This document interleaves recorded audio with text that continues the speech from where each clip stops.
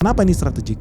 Karena ternyata industri alas kaki guys, footwear, sepatu sendal, itu industri yang mampu menyerap tenaga kerja paling banyak. Lu lihat layar kaca ya, data menunjukkan ya, industri alas kaki ya di Februari 2025 aja itu bisa menyerap 750 ribu tenaga kerja. Gila, gede banget.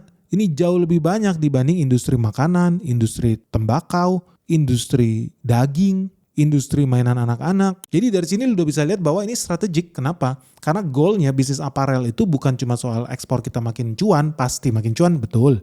Tapi sisi lain penyerapan tenaga kerja. Karena ketika ekspor kita meningkat, tadi gue bilang ya, ekspor kita bisa naik lebih dari 100%, artinya kan kapasitas produksi harus naik juga. Artinya kan akan makin banyak pabrik-pabrik baru, pabrik-pabrik sepatu, pabrik-pabrik tekstil yang bakal menyerap jutaan tenaga kerja. Karena apa? Makin kompetitif buka bisnis di Indonesia dibanding lu bukanya di Vietnam atau di Thailand atau di Bangladesh atau di Cina yang tarifnya bahkan bisa sampai 50% di Cina. Gila. Mendingan apa pindahin pabrik lu ke Indonesia. Tarifnya 0%. UMR lebih murah. So teman-teman bakal melihat nih lonjakan perpindahan migrasi besar-besaran pabrik-pabrik itu. Dan yang paling gue salut sih sebetulnya ketika gue melihat deal structure-nya perang tarif kita dengan Donald Trump, dealnya dengan Donald Trump ini, dan yang dinegosiasikan itu ternyata sinkron nih dengan data kita nih. Kita udah ngukur nih ekspor kita dari Indonesia ke Amerika Serikat. Top 5 itu apa sih? Lu lihat di layar kaca nih. Peringkat 1 ada perlengkapan elektronik. Itu udah dinegosiasikan. Tarifnya 0%. Nilainya 1,2 billion dollar guys setiap tahun. Peringkat 2 alas kaki, footwear, sepatu sendal. Nilainya 657 juta dolar. Tarifnya sekarang jadi 0%. Peringkat 3 ada pakaian nih, bisnis-bisnis terkait dengan tekstil, non-tekstil.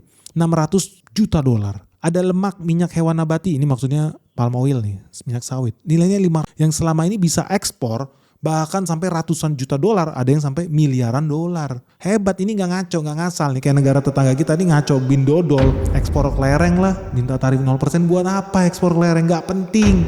Ekspor makanan, dodol, gaplek buat apa ekspor makanan 0%. Nggak penting. Kenapa? Karena kita udah tahu di Indonesia yang penting ya tadi yang lu lihat di layar kaca. Ada tekstil, minyak sawit, alat elektronik, karet, coklat, ya kakao dan lain sebagainya. Dan itulah yang dinegosiasikan sama tim kita di sana. Salut gue. Hebat juga nih mereka nih. Jadi dari sini teman-teman bisa lihat ya, Indonesia bakal mencatat surplus dagang terbesar sepanjang masa.